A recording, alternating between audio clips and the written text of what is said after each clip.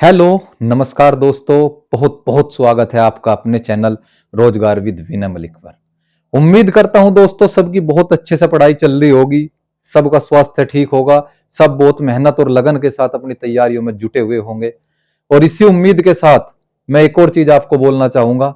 इसी पॉजिटिविटी के साथ, इसी एनर्जी के साथ आपको, इसी कॉन्फिडेंस के साथ आपको एग्जाम हॉल में जाना है और वहां पर कुछ करके दिखाना है। तो चलिए दोस्तों, आज की इस वीडियो में हम कवर करेंगे कि जो एग्जाम डेट आपकी आई है 24 जनवरी का एक लेटर है जो वायरल हो रहा है, जिसमें जो डेट आपकी दर्शाई गई है 17 और 18 फरवरी, जिसमें दो दो शिफ्ट में, 17 में भी 2 शिफ्ट और 18 में भी 2 शिफ्ट में आपका एग्जाम होगा। तो उसका क्या इंपैक्ट बन के आया है, मतलब क्या उसमें आपको फायदा हो सकता है या उसमें आपको नुकसान रहेगा, क्या चीजें है, इसमें हम बातचीत करेंगे। तो चलिए दोस्तों, शुरू करते हैं आज की ये क्लास। इस क्लास में मैं आपको केवल यह बताना चाहूंगा कि यह क्लास ना होकर के आपकी एक सूचनार्थ वीडियो है, जिससे मैं आपको सूचना देना चाह रहा हूं। क्या सूचना देना चाह रहा कि 17 और 18 में 4 शिफ्ट में एग्जाम होने का मतलब है कि आपने एक लेटर पहले देखा होगा। एक लेटर था 18 दिसंबर का। 18 दिसंबर में भर्ती बोर्ड ने एक लेटर जारी किया था। उसमें उन्होंने यह बताया था कि अगर हम 1 से 2 शिफ्ट मतलब में जाते हैं या 3 शिफ्ट 4 शिफ्ट में एग्जाम कोई भी कराएंगे, वो यूपीएसआई का हो या आपका मतलब पुलिस विभाग का भर्ती बोर्ड अगर कोई भी एग्जाम कराएगी तो उसमें वो नॉर्मलाइजेशन करेगी। और नॉर्मलाइजेशन उसने बताया था कि हम किस आधार पर करेंगे, यूपी ट्रिपल एससी और एसएससी के आधार पर। जो फॉर्मूला वे इस्तेमाल करते हैं उसी फॉर्मूले पे हम नॉर्मलाइजेशन करेंगे। तो अब विषय होता है कि नॉर्मलाइजेशन के फायदे और नुकसान क्या होंगे। तो इसमें क्या होगा, मैं आपको सबसे पहले परिचित करा दूं अपने वाली, जिसमें हमारा चयन हुआ था अपनी वैकेंसी में 41,520 की वैकेंसी जो थी, उसमें क्या हुआ था कि ज्यादातर कैंडिडेट्स, यानी उसमें मैंने ये लिखा भी है, देखो 41,520 भर्ती में मिला था 50 मार्क्स तक नॉर्मलाइजेशन।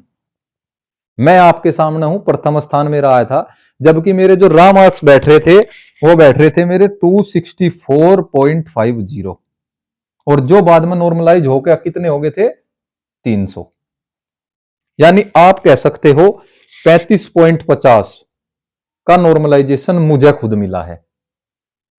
तो मैं आपको केवल यह समझाना चाह रहा हूं कि नॉर्मलाइजेशन में जिन कैंडिडेट्स का कम स्कोर अभी चल रहा है, कम का मतलब मेरा है अगर आप 150 या 160 170 वाले जो डिमोटिवेट हो रहे थे, मेरे पास काफी जो है कमेंट्स आए थे, मैसेजेस आए थे कि हमारा तो स्कोर इतना है, एक्सपेक्टेड कट ऑफ 200 प्लस बताई जा रही है, 225 बताई जा रही है। तो मैं आपको यह बताना चाहूं कि आपके चांस बढ़ गए इसमें। अब जो है यहां पे लक भी मैटर करेगा कि आपका किस शिफ्ट में एग्जाम पड़ रहा और उस शिफ्ट का नॉर्मलाइजेशन होकर कितने मार्क्स इंक्रीज हो रहे।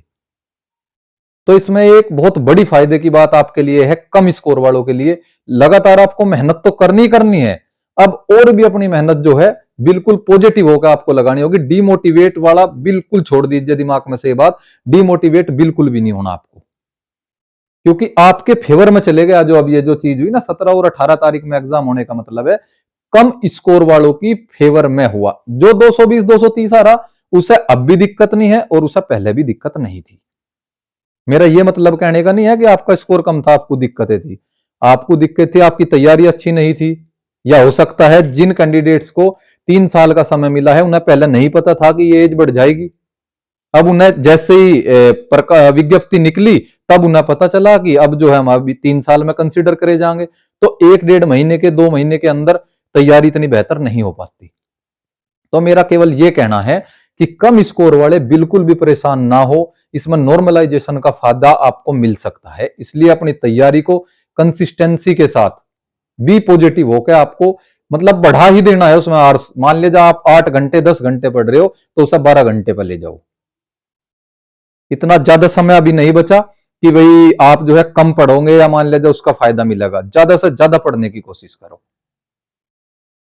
तो इसमें क्या होगा, मेन चीज मैं आपको बता दूं, अगर आपका फर्स्ट शिफ्ट में एग्जाम हो रहा तो सेकंड शिफ्ट वालों को एक सबसे बड़ा फायदा इसमें क्या हो जाता है कि वो पेपर का पैटर्न देख लेते हैं। कम से कम 2 घंटे का समय बीच में मिलता है। एक बेनिफिट ये होता है इसमें शिफ्ट वाइज जो एग्जाम होता है। 2 घंटे में आप एक ओवरव्यू ले लेते हो कि कहां से किस पोर्शन से ज्यादा क्वेश्चन आ रहे, किस तरीके के क्वेश्चन आ रहे, उसे ऑब्जर्व कर लेते हो इस बेच में, और आपका कॉन्फिडेंस भी इंक्रीज हो जाता है कि यार पेपर तो ज्यादा हार्ड नहीं आ रहा, या पेपर कैसा आ रहा। ठीक है, तो एक बहुत बड़ा बेनिफिट ये भी है।